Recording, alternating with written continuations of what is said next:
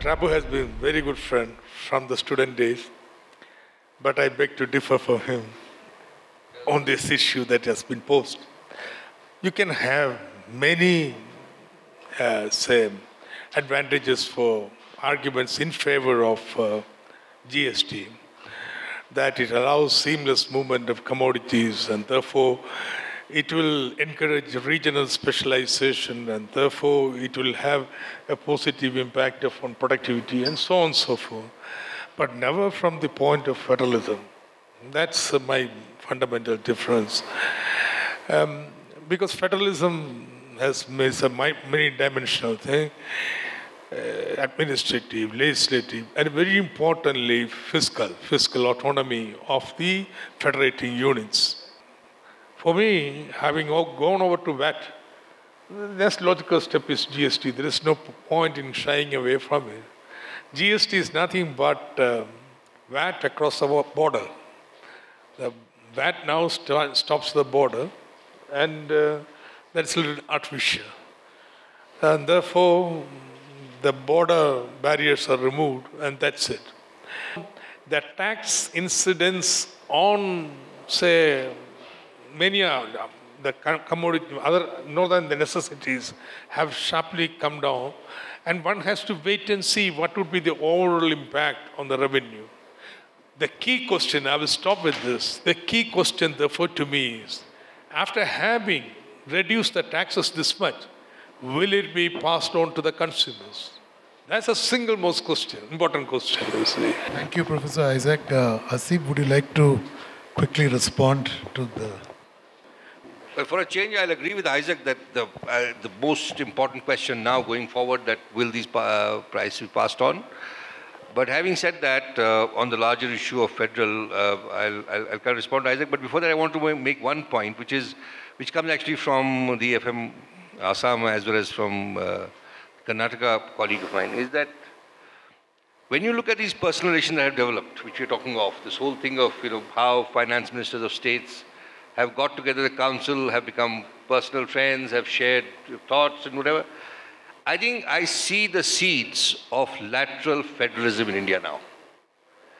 In the first time, you'll begin to look at states, helping states, both aligning policies perhaps, and when you're looking at the Northern Council, the Southern Council, you're actually trying to move from what was a classical vertical federation to a horizontal federation as well. So I think we have come a long way in terms of both the 3 tiers as well as the second tier. And I don't see myself in the same position. And also, of course, this whole bracketing of 28% shrinking. Is it necessary to be a high-tax economy to be able to fund your social welfare or other expenditure priorities, Isaac? Maybe not.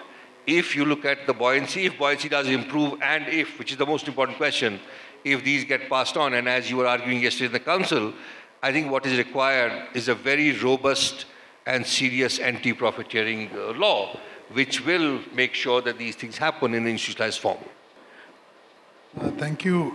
Just staying on this subject, I'm curious if how each of you see the prospects of, you all talked about that revenue side, there is a constraint now because you moved to a GST. But on the expenditure side, is there a case for aligning expenditures like the way you're aligning your GST, the way you aligned your revenue goals?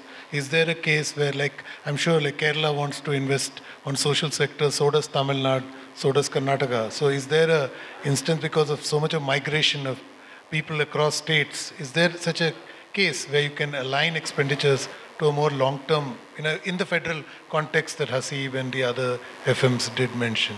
We'll be expressing a difference sharply. And that's not a kind of signal that there is a kind of anything personal. But let me take on. Yeah, this Nidhi Ayog, but it is given a planning here. These huge resources, I think it's a better way of spending that you have a deliberative process by which you decide upon your priorities and it looks to forward, backward linkages and so on, which by cutting the planning commission has got centralized in the finance ministry. That's one way I can look. You can argue the finance minister has now all the freedom in the world to decide what he wants. But I don't think that's not quite correct. So, but on the expenditure side, taking it seriously, my constraint would be, in the FRBM Act, I fully accept the need for a revenue deficit to be zero. Okay. That I must raise the revenue or constrain the revenue expenditure so that revenue deficit is removed. I fully accept. But now, having said that, suppose I achieve my revenue deficit say, targets. Why should you limit my borrowing right? I am using my entire borrowing for public investment, roads, buildings, parks, and so on. Investment, assets. Now, that is something to be decided by the stage of development of that the economy. But instead of that, I am constrained to 3%. And therefore, now every state, everybody, including the central government, has their SPVs and PSUs borrowing to invest. How is the infrastructure investment taking place? Infrastructure investment is now entirely by borrower, and now the borrowing from the commercial banks also, short-term deposits, put it into big long-term investment. And therefore, I find I want to strike a different course of development here. My state, my autonomy. Now it is constrained. I am saying, yes, I take the responsibility. I am not being irresponsible.